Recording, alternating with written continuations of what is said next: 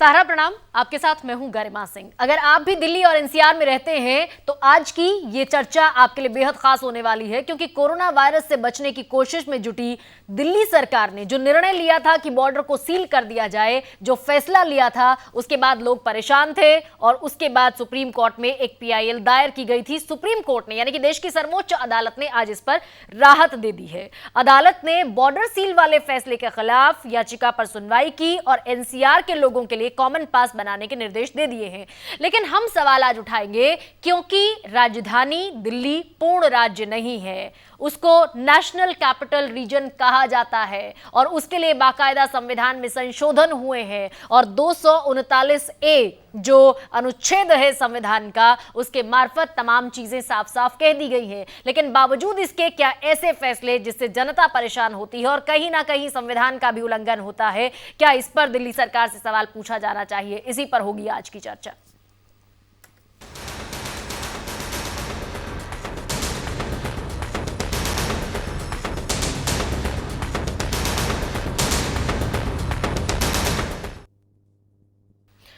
तो supreme court ने यह साफ कर दिया है आज। दरअसल आपको याद होगा, अरविंद केजरीवाल ने अभी कुछ ही दिन पहले प्रेस कॉन्फ्रेंस की थी और उस प्रेस कॉन्फ्रेंस के जरिए यह कहा था कि अब हम दिल्ली के बॉर्डर भी सील कर रहे हैं अगले एक हफ्ते तक, यानी कि 8 जून तक यह फैसला लागू रहेगा। उन्होंने जनता से सुझाव भी मांगे थे और पूछा था जनता से कि वो क्या चाहते हैं, कि इससे आगे भी क्या इसी फैसले को कैरी फॉरवर्ड किया जाए, इसके बाद भी क्या दिल्ली के बॉर्डर्स को सील किया जाए। ये प्रेस कॉन्फ्रेंस आपको जरूर याद होगी और इसमें वो ये कहना भी नहीं भूलते कि अगर हम बॉर्डर खोलते हैं तो यहां के अस्पताल बाहर के मरीजों से पट जाएंगे और यहां के लोगों को इलाज नहीं मिल पाएगा। उसी पर सुनवाई हुई है, उसी पर सुप्रीम कोर्ट ने यह साफ कर दिया है कि एक रास्ता हो, एक नीति हो, एक पास हो, कॉमन पास बनाने की बात कह दी गई है। तुषार मेहता केंद्र की तरफ से सुप्रीम कोर्ट में रिप्रेजेंटेशन दे रहे थे और कह दिया गया है केंद्र को भी कि बाकायदा जो तीनों ये राज्य हैं, दिल्ली हालांकि पूर्ण राज्य नहीं है, यह कहा गया है कि हरियाणा, उत्तर प्रदेश और दिल्ली के ऑफिशियल्स के साथ बैठा जाए, एक कॉमन पास बनाने की व्यवस्था की जाए, एक पोर्टल बनाया जाए। क्योंकि जब से ये फैसला लागू हुआ है तब से लगातार बॉर्डर पर आपाधापी का माहौल है, लोग परेशान हो रहे हैं और कमोबेश इस तरह की तस्वीरें, इस तरह की खींचतान हम हर रोज दिल्ली बॉर्डर्स पर देख रहे हैं। तो इसी को लेकर सुप्रीम कोर्ट ने थोड़ी राहत देने की कोशिश की है और यह कह दिया है कि एक हफ्ते का समय है, एक हफ्ते के भीतर इस पर एक नीति, एक रास्ता और एक पास जो फैसला है उसे लागू कराए जाने की कोशिशें की जाए।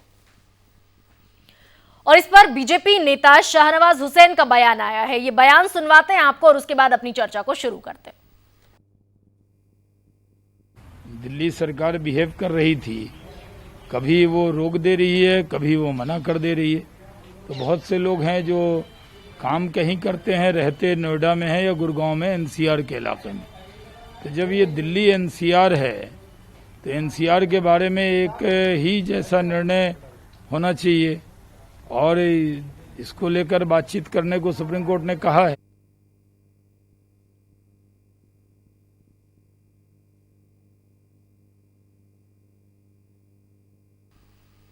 जी हां, तो दिल्ली सरकार पर सवाल है बीजेपी का भी। खैर, सवाल ये बेहद महत्वपूर्ण है कि जिस राज्य को हम पूर्ण राज्य नहीं कहते हैं, ये दिल्ली सरकार भी जानती है। इसको लेकर कई दफा सिर फुटअव्वल की स्थिति भी आई है, कई दफा सवाल जवाब भी हुए हैं। उसके बावजूद क्या दिल्ली का मुख्यमंत्री ये कह सकता है प्रेस कॉन्फ्रेंस में बैठकर कि हम दिल्ली के बॉर्डर सील कर रहे हैं? हम ये समझने की कोशिश करेंगे कि क्या ये उनके अधिकारों के तहत आता है, जबकि दिल्ली नेशनल कैपिटल रीजन है, वो एक पूर्ण राज्य नहीं है। हमारे साथ हमारे तमाम पैनलिस्ट जुड़ गए हैं। वैभव अग्रवाल हमारे साथ बीजेपी नेता है, अश्विनी दुबे हमारे साथ संविधान विशेषज्ञ जुड़ गए हैं और मृगांक प्रभाकर मेरे साथ, मेरे सहयोगी भी इस समय डीएनडी से मौजूद हैं।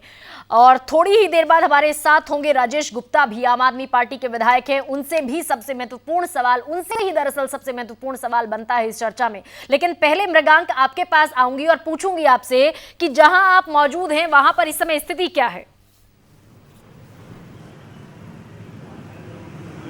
आपको दिखा दूं यहाँ पे जो बज रहे हैं और लगभग जो ऑफिस छूटने का वक्त है। जो लोग ज़्यादातर काम करते हैं दिल्ली से, जो लोग फ्लाई करते हैं रोज नोएडा से दिल्ली आना, दिल्ली से या नोएडा जाना, देखिए यहाँ पर डीएनडी पे इस वक्त स्थिति देखिए, एक लंबा जाम लगना जो है यहाँ पर शुरू हो गया है और यहाँ पे लगातार वाहनों की चेकिंग हो रही है। यहाँ पे हालांकि अभी 2 लाइन खोल रखी हैं। पहले जब लॉकडाउन 2 और 3 था उस वक्त जो है केवल एक ही लाइन खोल रखी थी। अभी शाम के वक्त कुछ दिनों से देखा जा रहा है कि 2 लाइन खोल दी गई हैं, तो दोनों तरफ आप जो है ट्रैफिक का मूवमेंट देख सकते हैं। यहाँ पे देख सकते हैं कि यहाँ पे चेकिंग हो रही है, किन किन लोगों को जाने की इजाजत है और किन किन लोगों को जाने की इजाजत नहीं है। दरअसल ये लॉकडाउन का जो पूरी स्थिति है या कहाँ कौन कौन से बॉर्डर सील किए, ये यूपी से ये कवायद शुरू हुई थी। जब नोएडा और गाजियाबाद के अंदर केसेस बढ़ने शुरू हो गए तो जिला प्रशासन ने ये कहना शुरू कर दिया कि दिल्ली के लोगों के आने की वजह से वहां जो है कोरोना बढ़ रहा है। काउंटर क्वेश्चन पूछ रही हूं आपसे मृगांक, काउंटर क्वेश्चन ये है कि क्या ये रिटेलिएशन में लिया गया निर्णय है? क्या केजरीवाल को लगा कि हरियाणा ऐसा कर सकता है, यूपी ऐसा कर सकता है, तो फिर दिल्ली भी ऐसा कर सकती है? रिटेलिएशन में लिया गया निर्णय था क्या, बगैर सोचे समझे? नहीं, मुझे नहीं लगता कि ये रिटेलिएशन में लिया गया निर्णय है। कारण क्या है कि दिल्ली के अंदर सिर्फ इसलिए मुझे लगता है कि एहतियातन वश जो है दिल्ली सरकार ने ऐसा किया है क्योंकि दिल्ली के अंदर एक पहले लिमिट था, लॉकडाउन 3 तक 400 से 450 केसेस या 500 केसेस मैक्सिमम दिखाई दे रहे थे। लेकिन जैसे जैसे रिलैक्सेशन दिल्ली के अंदर दिया जाना शुरू किया, लॉकडाउन 3 और 4 के अंदर जैसे रिलैक्सेशन शुरू हुआ, उसके बाद जो है splurge of cases, number of cases एकदम शूट आउट होने लगे। अभी कल ही दिल्ली के अंदर लगभग 1500 के आसपास केसेस दिल्ली के अंदर आए हैं और ये आंकड़ा पिछले एक हफ्ते से लगभग 1000 से ऊपर बना हुआ है। ठीक है। अच्छा, एक और सवाल आपसे, एक और अंतिम सवाल आपसे ये कि अरविंद केजरीवाल ने सुझाव मांगे थे अपने प्रदेश की जनता से और पूछा था कि क्या इसी व्यवस्था को आगे चलाया जाए। क्या आपने भी बहुत सारे लोगों से इस समय डीएनडी पर खड़े होकर बात की होगी चर्चा में जुड़ने से पहले, कुछ लोगों के रिमार्क्स आए हैं, क्या वो क्या चाहते हैं? देखिए, लोगों का साफ तौर कहना यह है कि ये जो रोज आवाजाही है, जो रोज सेटल आउट टाउन से दिल्ली के अंदर लोग आ रहे हैं, किस बात की चेकिंग की जा रही है? ये बॉर्डर पे चेक करने का क्या मतलब है? उससे बॉर्डर पे चेक करने से कोई कोरोना रुक तो जाएगा नहीं या कोरोना से पीड़ित संक्रमित लोग रुक तो जाएंगे नहीं। तो इसलिए आवाजाही, चूंकि अब लॉकडाउन के अंदर रिलैक्सेशन मिल गया है, तो क्यों ना इस आवाजाही को सुचारू रूप से किया जाए। डीएनडी के ऊपर जितनी लाइन्स बनी हुई हैं उन्हें खोला जाए। कमोवेश यही स्थिति जो है हरियाणा बॉर्डर के ऊपर देखने को मिली थी। रजौकरी बॉर्डर हम लोग गए थे, वहां पे भी हमने देखा, लेकिन हरियाणा सरकार ने केंद्र सरकार की गाइडलाइंस मानते हुए साफ तौर पे उन्होंने कहा कि हम जो केंद्र सरकार की गाइडलाइंस है उसे फॉलो कर रहे हैं और बॉर्डर को खोल दिया गया। कल परसों शाम तक जो है वहां से रजौकरी बॉर्डर के ऊपर जो बैरिकेडिंग लगी थी उन्हें वहां से हटा लिया गया, तो अब हरियाणा बॉर्डर पे इतनी दिक्कत नहीं आ रही है। लेकिन अब भी जो है बंदिशें जो लगी हुई हैं वो यूपी सरकार की तरफ से लगी हुई हैं। और दिल्ली के अंदर जो जाने वाला फैसला था कि दिल्ली के बॉर्डर सील किया, उसमें सुबह आप यहां देख सकती हैं कि सुबह जहां ज्यादा लंबी लाइन होती है, तो मुझे लगता है जो सुप्रीम कोर्ट का फैसला आया है उसके मुताबिक इन लोगों को एक जल्दी एक नीति बनानी चाहिए। ठीक है, एक हफ्ते का समय दिया भी है सुप्रीम कोर्ट ने, 1 हफ्ते का समय दिया है मृगांक, और 1 हफ्ते के भीतर एक रास्ता, एक नीति और एक पास बनाने के लिए, यानी कि कॉमन पास बनाने के लिए कह दिया गया है। बहुत शुक्रिया मृगांक आपका इस पूरी बातचीत के लिए। और अब अपने पैनलिस्ट की तरफ बढ़ते हैं। अश्विनी दुबे हमारे साथ संविधान विशेषज्ञ के तौर पर हैं। अश्विनी जी, मेरा सबसे पहला सवाल आपसे ये है, जब हम जिक्र करते हैं दिल्ली का तो हम उसको पूर्ण राज्य नहीं कहते, हम उसको एनसीटी कहते हैं, नेशनल कैपिटल रीजन हम उसको कहते हैं। और बाकायदा अनुच्छेद है, संविधान में अमेंडमेंट किया गया 1991 में, उसके मुताबिक मैं आपसे सबसे पहले ये पूछना चाहती हूं कि क्या दिल्ली के मुख्यमंत्री के पास ये अधिकार है कि वो बॉर्डर सील करने की इस तौर पर घोषणा कर दे और ब्लॉक कर दे? पड़ोसी राज्यों से, मसलन हरियाणा और उत्तर प्रदेश से जो लोग आते हैं उन्हें पूरी तरीके से एक तरीके से रेस्ट्रिक्टेड कर दिया जाए कि नहीं दाखिल हो सकते दिल्ली में। बहुत अच्छी बात आपने कही कि जो संविधान का 69th अमेंडमेंट है जो 1991 में हुआ था, उसके मुताबिक ये जो है यूनियन 1991 में जो आया, तो यूनियन टेरिटरी के बाद इसको government of NCT of Delhi act कहा गया और जो एडमिनिस्ट्रेटर उस समय अपॉइंट होते थे, एडमिनिस्ट्रेटर को लेफ्टिनेंट गवर्नर कहा गया। यानी वो सारी शक्तियां, जो शक्तियां उस समय एडमिनिस्ट्रेटर के पास होती थी, वो लेफ्टिनेंट गवर्नर के पास आ गया। अब सवाल यह है कि अगर आपको याद हो तो पिछले वर्ष सुप्रीम कोर्ट ने 2 साल पहले इसी अरविंद केजरीवाल जी की याचिका पर जब सेंट्रल गवर्नमेंट से उनका विवाद चल रहा था, जब उनका फर्स्ट टेन्योर था एज ए चीफ मिनिस्टर, तो सुप्रीम कोर्ट तक मसला पहुंचा और आर्टिकल 239A पर बड़ी व्यापक व्याख्या हुई और उसके बाद ये गया कि दोनों के अपने अपने पावर्स हैं, लेकिन administrator as per the constitution सर्वोच्च है इस मामले में डिसीजन लेने के लिए, जो कि लेफ्टिनेंट गवर्नर है। एक होना चाहिए कॉमन इंटरेस्ट में, पब्लिक इंटरेस्ट में होना चाहिए। ठीक है। अब लेफ्टिनेंट गवर्नर, अगर हम आर्टिकल 239 की बात करें और 1991 के अमेंडमेंट की बात करें, तो लेफ्टिनेंट गवर्नर के डिसीजन के बिना कोई भी पॉलिसी डिसीजन नहीं लिया जा सकता। ठीक है। ऐसे समय पर अगर हम इस डिसीजन के वैधानिकता की बात करें तो वो वैधानिकता तो एक प्रश्न होता है। अब दूसरा प्रश्न जो आता है आज के सुप्रीम कोर्ट के जजमेंट का, सुप्रीम कोर्ट ने साफ तौर पर यह बात कही कि चूंकि ये सेंट्रल गवर्नमेंट, ये नेशनल कैपिटल टेरिटरी है, ये केंद्र राष्ट्रीय राजधानी क्षेत्र है, तो राष्ट्रीय राजधानी क्षेत्र में आप समीपवर्ती प्रदेशों के लोगों को आने से नहीं रोक सकते। अगर आप कुछ कर सकते हैं तो आप कर ये सकते, कॉमन प्रोग्राम बनाइए, एक पोर्टल डेवलप करिए ताकि जो भी लोग आसपास नेशनल कैपिटल रीजन में यानी नोएडा, गाजियाबाद, फरीदाबाद और गुड़गांव और सोनीपत आसपास रह रहे, वो लोग यहां पर उस पॉलिसी के तहत यहां पर आ सके। यानी साफ तौर पर जो सुप्रीम कोर्ट के हम एक तरह से व्याख्या, उन्होंने 239A को डायरेक्टली ना कहते हुए ये कहा कि ये आपका डिसीजन ठीक नहीं है, तर्क संगत नहीं है, वैधानिक नहीं है, आर्बिट्री है, और ये जजमेंट, ये जो आपका डिसीजन है वो डिसीजन लोगों के इंटरेस्ट में नहीं है। जी ठीक है अश्विनी जी, आपने बहुत बेहतरीन तरीके से समझाया है कि ये जो डिसीजन है ये वैधानिक नहीं है, सबसे पहली बात। अच्छा, अरविंद केजरीवाल अक्सर इस तरीके की चीजों में जो है झगड़ा लड़ाई होता है, अक्सर केंद्र से उनका टकराव होता है इस बात को लेकर कि शीला दीक्षित की रिजीम में भी ये पूर्ण राज्य की मांग अक्सर उठती रही और अभी भी वो ये इस बात को लेकर कहते हैं कि भाई दिल्ली पूर्ण राज्य नहीं है, उनके पास अधिकार नहीं है। तो क्या वो इस बात से वाकिफ नहीं थे क्या ये डिसीजन लेने से पहले? देखिए, जब कोई व्यक्ति पॉलिटिकली मोटिवेटेड होकर के अपने जो पॉलिटिकल एम्बिशन होती है उसकी प्राप्ति के लिए कुछ ऐसे डिसीजन, उलूल जलूल डिसीजन लेता है जिससे लार्जर, क्योंकि आप देखिए सेंट्रल गवर्नमेंट के इतने एम्प्लॉयज नोएडा में रहते हैं, फरीदाबाद में रहते हैं, वैशाली में रहते हैं, इंदिरापुरम में रहते हैं, और साथ ही साथ दिल्ली में बहुत सारे रहने वाले लोग नोएडा में काम करने जाते हैं, गाजियाबाद में काम करने जाते हैं, और आसपास फरीदाबाद में, गुड़गांव में काम करने। इस तरह के जो डिसीजन है उस डिसीजन के बेसिस पर आप नहीं कह सकते हैं कि आपका डिसीजन जो पब्लिक का जो इंटरेस्ट है उस पब्लिक के इंटरेस्ट को ध्यान में रख करके लिया गया। आपका डिसीजन हेस्ट में लिया गया, आपका डिसीजन सिर्फ अपने स्वार्थ पूर्ति के लिए। ऐसे समय पर आप देखिए बॉर्डर्स पर जाकर के देखिए, बिल्कुल एक केओस की स्थिति है और उसी पर संज्ञान लिया गया है। एक PIL दायर हुई और जिस पर सुप्रीम कोर्ट ने बाकायदा अपनी बात कह दी। हमारे साथ राजेश गुप्ता भी जुड़ गए हैं, आम आदमी पार्टी से विधायक हैं। राजेश जी, स्वागत है आपका भी इस चर्चा में।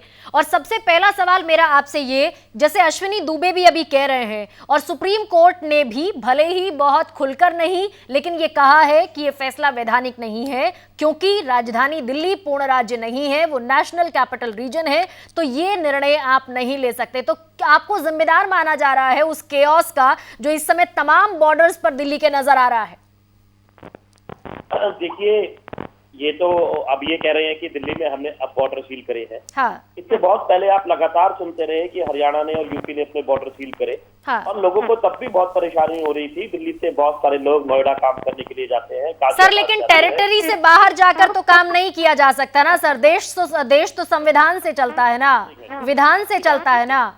आपकी बात ठीक है और सुप्रीम कोर्ट की बात तो सबको ही माननी पड़ेगी, हम भी मानेंगे। लेकिन मेरा जो कहना है उसमें यह है कि हमारी पहली जिम्मेवारी दिल्ली के नागरिक है। दिल्ली के नागरिकों ने हमको पहले 67 सीटें, इस बार 62 सीटें जीता के वहां पर भेजा है। राजेश जी, आप राज ठाकरे की टोन पर क्यों आ जाते हैं? नहीं, महाराष्ट्र में जो हुआ है अब से 10, 12, 15 बरस पहले और अभी भी होता है, तो आप क्यों राज ठाकरे वाली टोन पर उतारू हो जाते हैं? आप क्यों कह देते हैं कि भैया बाहर से आने वाले लोगों को अगर आने दिया जाएगा तो बेड नहीं मिलेंगे? आप क्यों भूल जाते हैं कि वो देश की राजधानी है सर? देखिए, देश की राजधानी है, लेकिन आप मुझे बताइए, चलिए मैं आपके हर सवाल का जवाब जी, आप मुझे एक सवाल का जवाब दीजिए। अगर दिल्ली के लोगों को पहले प्राथमिकता देनी पड़ेगी या नहीं, भगवान ना करे ऐसी स्थिति आ गई, अव्वल तो आएगी नहीं, लेकिन भगवान ना करे ऐसी स्थिति आ गई कि दिल्ली के लोगों को बेड की जरूरत होगी तो हम कहाँ भेजें उन्हें। लेकिन बाहर के जो लॉकडाउन का समय दिया था, जो आदरणीय मुख्यमंत्री जी ने कहा, तो बाहर के जो हमारे स्टेट है आसपास के, खास तौर के, उन्हें भी तो अपने लिए कोई व्यवस्था करनी चाहिए थी जी। वो हॉस्पिटल बनाते नहीं है, वो बेडों की व्यवस्था। चलिए, आपने मुझसे सवाल पूछा, आप मुझसे सवाल पूछ रहे हैं, मैं पलटकर आप ही से सवाल पूछती हूँ राजेश जी। कोविड पेंडेमिक है, कोविड-19 का जो पेंडेमिक है उसमें तो और ज्यादा सपोर्टिव आपको होना चाहिए था, लेकिन उसके बावजूद सवाल यह है कि दिल्ली से जो बाहर से मरीज आ रहे हैं वो पहली दफा तो दिल्ली नहीं आए हैं। एम्स जैसे जब संस्थान दिल्ली में है, सफदरजंग जैसे संस्थान जब दिल्ली में है, तो वहां तो बिहार से, महाराष्ट्र से, उड़ीसा से, केरल से, उत्तर पूर्वी राज्यों से, वहां तो तमाम राज्यों से लोग आते हैं। देखिए, मेरी इसमें 2-3 बातें कहनी है। पहली बात तो जो लोग हेल्थ के लिए आ रहे हैं उनको वैसे भी नहीं रोकते, जो मेडिकल इमरजेंसी है उसके पहले से भी खुला हुआ था, कोई भी फिर से कॉन्ट्राडिक्ट कर रहे हैं सर, फिर से कॉन्ट्राडिक्ट कर रहे हैं। अभी मरीजों को बेड नहीं मिलने की बात आप कह रहे थे और अभी जब मरीजों की बात आई तब आप फिर से कॉन्ट्राडिक्ट कर रहे हैं। बहुत सारे लोग मेडिकल इमरजेंसी की वजह से नहीं आते, वो ऐसे ही आते हैं, छोटी मोटी बीमारियों में भी आते हैं। और हम दिल्ली वाले तो हमेशा बाहें खोल के उसका स्वागत करते रहे, आप जानते हैं, आगे भी स्वागत रहेगा। लेकिन इस वक्त व्यवस्था थोड़ी बनानी चाहिए। मैं कह रहा हूँ उनके मुख्यमंत्रियों को भी थोड़ा सोचना चाहिए ना कि भाई उनके यहाँ के लोगों को आपको भेज रहे हैं, ठीक है, हम दिल्ली में बैठे हैं, स्वागत है, हम पहले भी करते रहे। राजेश जी, हालांकि मैं प्रवक्ता नहीं हूँ, उन राज्यों में जो सरकारें चल रही है वहां की मैं प्रवक्ता नहीं हूँ, लेकिन फिर भी कहती हूँ कि वो पूर्ण राज्य है ना, दिल्ली पूर्ण राज्य नहीं है। खैर, आप रहे हमारे साथ, आप रहिए हमारे साथ। वैभव अग्रवाल भी हमारे साथ बीजेपी प्रवक्ता है। वैभव जी, जवाब है क्या आपके पास राजेश गुप्ता जी की बात का? देखिए, ऐसा है गरिमा जी, आपका स्वागत है सारा समय पे। मैं पहली बार आपके साथ टीवी पे मुखातिब हुआ हूँ। बहुत स्वागत सर, बहुत स्वागत। जी, और हमने ट्वीट भी किया है आपको अभी जी। तो ऐसा है कि राजेश जी इन चीजों के बारे में ना थोड़ा सा मेरे ख्याल से क्योंकि वो जनप्रतिनिधि हैं, तो मेरे ख्याल से वो जो डे टू डे एडमिनिस्ट्रेशन वाला हिस्सा है उसमें रुचि, तो मैं उनके ज्ञानवर्धन के लिए थोड़ा सा बता दूं कि दिल्ली वो प्रदेश है जिस प्रदेश पे 28 राज्यों से कार्य करने वाले लोग आते हैं और जिनको माइग्रेंट्स कहा जाता है, राइट। सबसे पहली बात, जहां तक नोएडा और गुरुग्राम की बात है कि उन्होंने अपने बॉर्डर सील रखे, या जहां तक पंजाब की बात है कि पंजाब की नहीं बात कर रहे हैं क्योंकि वो कांग्रेस है, इन लोग ये चाहते हैं कि भाजपा कटघरे में आए। कोई बात नहीं, आप कोविड पे राजनीति कर लीजिए, मैं उससे रोक नहीं सकता, आप राजनीतिज्ञ हैं, आप करेंगे राजनीति, आपका फुल टाइम जॉब है। लेकिन मेरा समाज सेवक के रूप में जॉब है, मैं एमएलए, एमपी या कोई केंद्र की सरकार में पद लिए नहीं हूं, मैं तो समाज सेवक के रूप में राजनीति करता हूं। तो मैं इसमें पॉइंट आउट करूंगा कि यदि मेरी पार्टी की गलती है तो मैं बोलने में चूकूंगा नहीं। अब आप देखिए, जहां तक राजेश जी का आरोप है कि गुड़गांव और नोएडा ने भी बॉर्डर बंद किए, गुड़गांव और नोएडा में दिल्ली से जो लोग आते हैं उसका जो प्रतिशत है, और जो गुड़गांव और नोएडा से दिल्ली में जो लोग आते हैं, या तो रोजमर्रा के काम करने के लिए आते हैं, या छोटे तबके के लोग आते हैं जो 500 रुपए रोज कमाने वाले लोग हैं, या 600 रुपए रोज कमाने वाले लोग हैं, या वो आते हैं जो सबका जिनका हेडक्वार्टर और इधर गया हो। बाकी जो नोएडा और गुड़गांव की जो कंपनीज है वो तो उसके आइए फिर तो सारे वहीं के लोग रहते हैं। तो इनको क्या है, थोड़ा सा ग्राउंड से आना पड़ेगा अपनी कॉन्स्टिट्यूंसी के बाहर। दिल्ली एक भूल भुलैया है, मैं इनसे इल्तिजा करूंगा कि थोड़ा सा और घूमे, अपने एमएलए होने का फायदा उठाएं। इनको एक्सेस है प्रदेशों में, एडमिनिस्ट्रेटिव एक्सेस है, डेटा मिल सकता है, ये देखें और समझें कि पैंडेमिक में राजनीति किस तरह करी जाती है यदि राजनीति करना चाहे तो। जहां तक पंजाब की बात है, पंजाब ने भी अपने बॉर्डर क्लोज करे हुए थे। करनाल साइड से अगर आप पंजाब जाना चाहते तो वो नहीं जा सकते थे, लेकिन पंजाब पुलिस ने इतना किया था क्योंकि उस एरिया में, करनाल बेल्ट में, पानीपत सोनीपत बेल्ट में इतना ज्यादा कोविड का प्रकोप नहीं आया था, तो पंजाब पुलिस ने कोऑपरेट किया हरियाणा पुलिस के साथ और दिल्ली पुलिस के साथ मैच करके एक स्ट्रेटेजी बना के उसको इंप्लीमेंट किया। राजेश जी, क्या ये हो सकता था क्या? हाँ, ठीक है वैभव जी। राजेश जी, क्या ये हो सकता था कि जैसे बाद में सुझाव मांगे गए वैसे पहले ही कोई ऑफिशियल मीटिंग हो जाती तो इस कियोस्क से भी बच जाते और सुप्रीम कोर्ट ने जो एक इनडायरेक्टली बात कह दी है उससे भी बच जाते? अभी हमारे साथी कह रहे थे कि वो मेरी तरह जनप्रतिनिधि नहीं है। जब जनप्रतिनिधि होता है तो आदमी सबसे पहले एक बात समझनी होती है। जैसे उन्होंने कहा कि दिल्ली में 28 प्रदेशों से लोग आते हैं, तो ये बात समझ लेनी चाहिए कि मेरी विधानसभा में भी हर प्रदेश का आदमी यहाँ पर होगा। अब मुझे उनकी बहुत चिंता है, रही बीजेपी में समाजसेवी होने की बात, वो लगभग नामुमकिन है, आप सभी जानते हैं। खैर, उस बात को छोड़े देते हैं। बात ये रही कि जो पहले भी ये स्टेट दिल्ली से आने जाने वाले लोगों को लगातार रोक रहे थे। हमारे यहाँ पे जो काम करने के लिए लोग आते थे जल बोर्ड के अंदर या हमारे जितने PWD के विभाग है, उन लोगों को 14 दिन के लिए क्वारंटीन करना शुरू कर दिया इन्होंने कि वो दिल्ली के अंदर आए नहीं। लेकिन हमारी कोई ये व्यवस्था ये नहीं थी कि हम किसी को तंग करें, क्योंकि दिल्ली तो सबकी है, दिल्ली सबके दिल में है और सबके दिल में दिल्ली है। लेकिन हमारा सिर्फ एक ही राजेश जी रोक रही हूँ आपको, थोड़ी सी मुस्कुराहट दरअसल मेरे चेहरे पर है और मैं नहीं समझ पा रही हूँ कि आप कहना क्या चाहते हैं। दर्शक भी शायद नहीं समझ रहे होंगे। सर, थोड़ी देर पहले आपने कहा कि आपकी प्राथमिकता दिल्ली के लोग हैं, आपने कहा इसीलिए आपने बॉर्डर सील कर दिया, इसीलिए आपने ये व्यवस्था बनाई कि बाहर से लोग आएंगे तो बेड नहीं मिलेगा और बेड नहीं मिलेगा तो दिल्ली के लोगों को प्राथमिकता नहीं मिलेगी। अभी आप कह रहे हैं कि दिल्ली सबकी है। समझा दीजिए थोड़ा सा, शायद मैं नहीं समझ पा रही हूँ या दर्शक शायद बेहतर समझ पाए अगर खुलकर आप इसको बताएंगे कि कहना आप क्या चाहते हैं। एक केओस का जिम्मेदार माना है सर सुप्रीम कोर्ट ने आपको, दिल्ली बॉर्डर्स पर जो केओस बना हुआ है उसका जिम्मेदार माना है। अश्विनी दुबे हमारे साथ संविधान विशेषज्ञ हैं, वो ये कह रहे हैं कि ये फैसला गैर वैधानिक था, इसके लिए दिल्ली सरकार के पास अधिकार थे ही नहीं, क्योंकि दिल्ली पूर्ण राज्य नहीं है, वो नेशनल कैपिटल टेरिटरी है। इस पर जवाब चाहते हैं आपसे। अगर मेरे से 4 गुना ज्यादा आप बोलेंगी और 4 गुना ज्यादा बीजेपी वाले को बोलने देगी तो मैं कैसे बोलूंगा? लोग नहीं तो देख रहे हैं ना कि आप मुझे बोलने ही नहीं दे रहे, आप मुझे बोलने ही नहीं दे। चलिए ठीक है, कहिए आप अपनी बात कहिए। मैं आपसे बार बार कह रहा हूँ कि अच्छा होता कि और भी ऐसी डिबेट होती जब उन्होंने बॉर्डर को सील किया था, लेकिन आपने नहीं करी। लेकिन कोई बात नहीं, हम ये कह रहे हैं लगातार लॉकडाउन में भी लोगों को यहाँ पर आने दे रहे थे, लोगों को काम करने दे रहे थे, दिल्ली में सब आए, हमें दिक्कत नहीं है। लेकिन एक व्यवस्था, एक जब हालात ऐसे हो जाए कि घर पे ही खाने को नहीं रहे तो बाहर कैसे करेंगे आप? हम तो फिर कह रहे सुप्रीम कोर्ट ने कहा है स्वागत है, हम सब उससे मिलकर बैठ के बात कर लेंगे।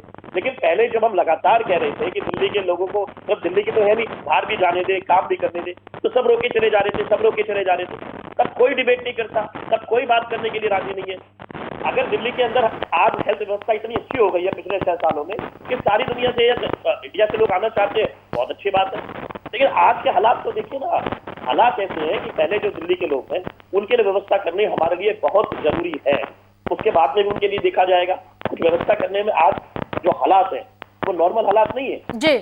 पिछले 6 सालों से वो लोग यहाँ पर आ रहे थे और वो हमारे ही लोग हैं, कोई बाहर से तो नहीं आ रहे हैं। यानी कि आपका इतराज अभी भी बना हुआ है राजेश जी, अभी भी आप कह रहे हैं कि प्राथमिकता दिल्ली के लोग हैं, यानी कि अभी भी आप कह रहे हैं, इस बात को ऐसे भी समझ लिया जाए कि अभी भी आप कह रहे हैं कि जो व्यवस्था आपने बनाई थी वो ठीक बनाई थी। तो फिर सुप्रीम कोर्ट जिस बात की बात कह रहा है, सुप्रीम कोर्ट एक रास्ता, एक पास, एक नीति की बात कह रहा है, इसका मतलब आपका इतराज है उस पर? सुप्रीम कोर्ट ने तो बाकी राज्यों के लिए भी कहा है ना। हाँ। यूपी और बिहार, यूपी और हरियाणा भी बैठ के इसके ऊपर बात करें और एक बना के रहे। सुप्रीम कोर्ट ने उनको भी कहा है कि सब मिलके करें, और हम तो पहले से इस बात को कह रहे हैं, चाहे वो पराली का मसला आ जाए, चाहे वो ये मसला है जो अभी सामने आया है, हम हमेशा ये कहते हैं कि मिलके बैठ के बात हो, लोगों को प्रॉब्लम ना हो, सारी व्यवस्थाएं सबके लिए खुली रहे, सबको आसानी हो। लेकिन साथ साथ उनके मुख्यमंत्री से उन राज्यों के मुख्यमंत्रियों को गाजियाबाद के अंदर, नोएडा के अंदर, गुड़गांव के अंदर व्यवस्था करनी चाहिए ताकि लोग अपने यहाँ पर इलाज करा लें। वो तो काम करने के लिए थोड़ी आ रहे हैं बेचारे, इलाज के लिए भाग रहे हैं। आपकी आवाज ठीक तरीके से नहीं पहुंच रही है हम तक। वैभव अग्रवाल भी हमारे साथ हैं।